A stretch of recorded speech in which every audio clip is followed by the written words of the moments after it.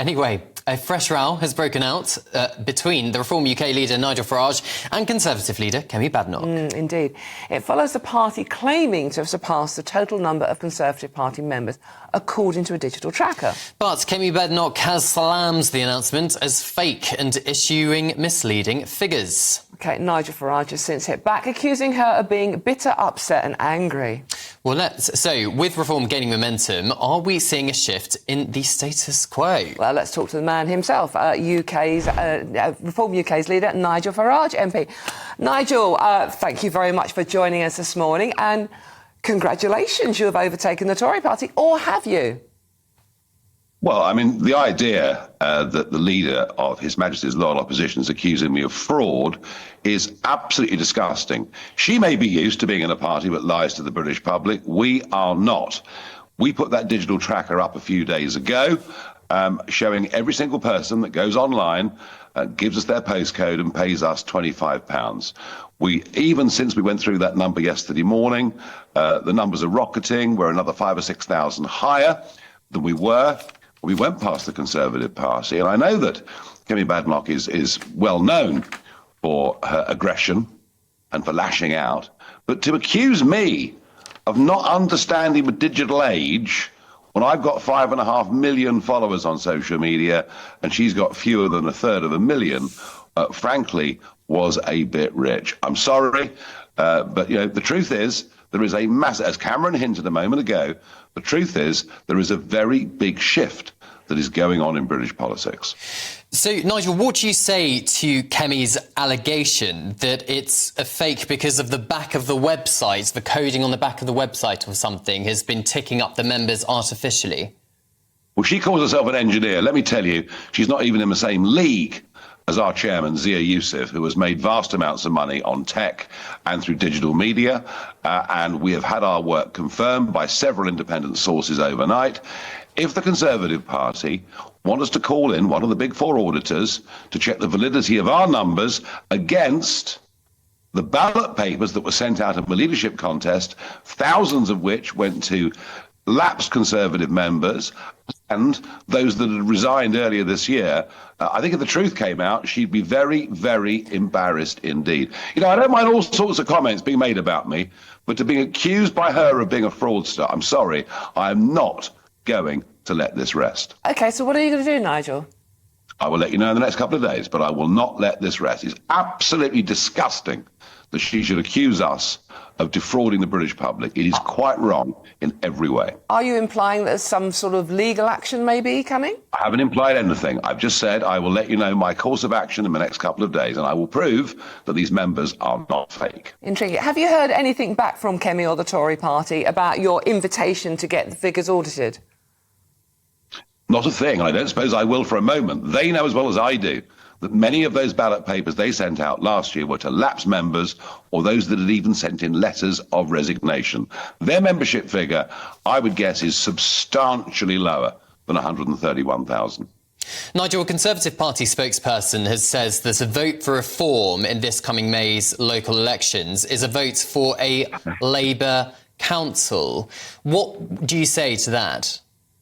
These are the last dyings and thrashings of a party that may have been around for a very long time, but right now the newest party in British politics has overtaken the oldest party in the Western world, and the only vote that'll be split is if they split our vote. We are now ahead of the Conservative Party geographically in more parts of the United Kingdom than they are. We are going to become the challengers of Labour.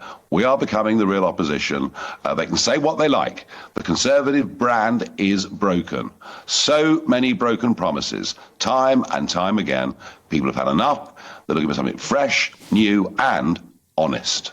Nigel, do you think that the Tories are finished? Is there any way back from this? I mean, they are losing our supporters hand over fist across the country. No, I think they're done.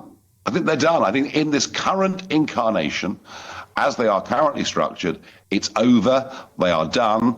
Kemi Badenoch won the leadership contest, which effectively meant they'd voted for continuity. She's continuity, Kemi. It's more of the same. It's more failure. It's more deception.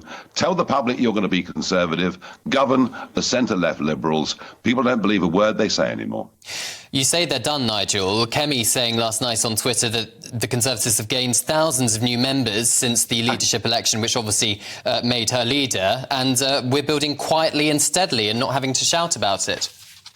Well, I'm sorry, I don't believe a word that they say.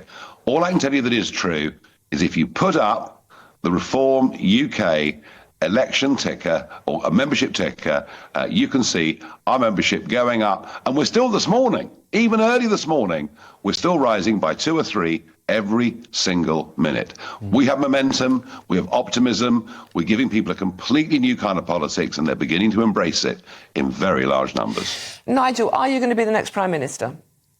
Oh, goodness gracious me, that's an awfully long way off. Let's get to May the 1st, shall we? Let's get to the English county elections. That, of course, is if between the Labour and Conservative parties, they don't cancel many of them, because that's the current talk this morning, is that in the counties where Reform is the strongest and looking like winning, they may even cancel the elections. So you can see it's not just Kemi that's worried, it's the Labour Party too, it's the entire British establishment.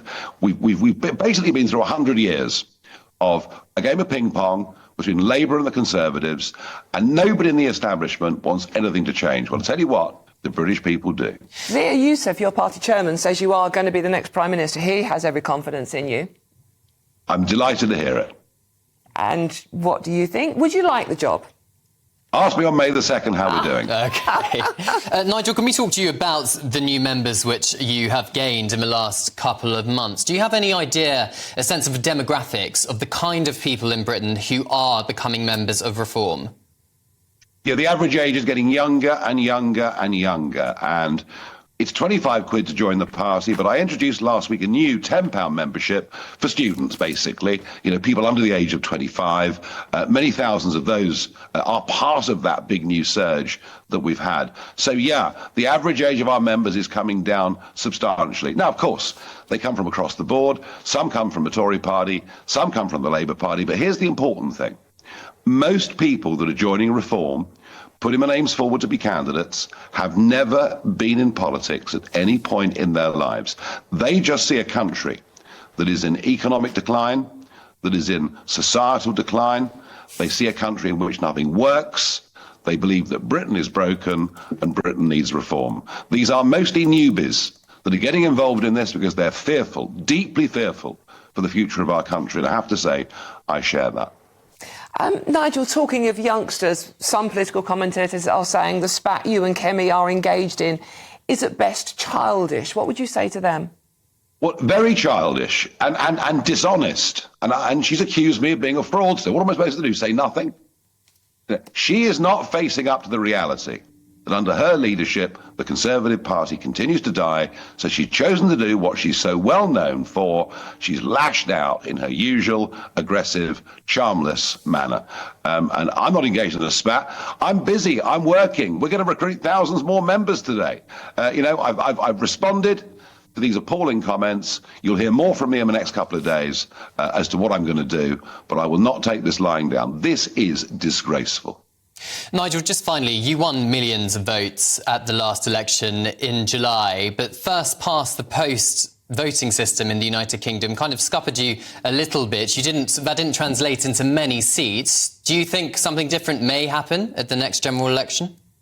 It didn't scupper me a little bit, it scuppered me a lot, didn't it? I mean, had it been a proportional system, it would have got nearly 100 seats. The thing about the first past the post system is you get to a number at which it inverts and goes the other way. Labour proved this with a third of the vote and 2/3 of the seats.